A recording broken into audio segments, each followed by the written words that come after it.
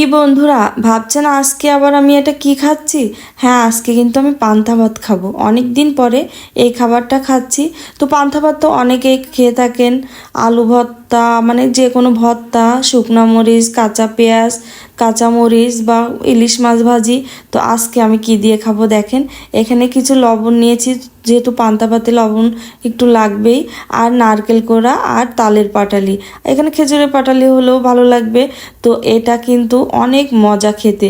তো যারা খেয়েছেন এই খাবারটা তারাই শুধু এর মর্ম বুঝবেন, আর যারা খাননি একদিন আপনাদের কাছে অনুরোধ, একদিন এই খাবারটা খেয়ে দেখবেন যে এতটাই মজা, পরে কিন্তু আবার খেতে মন চাইবে।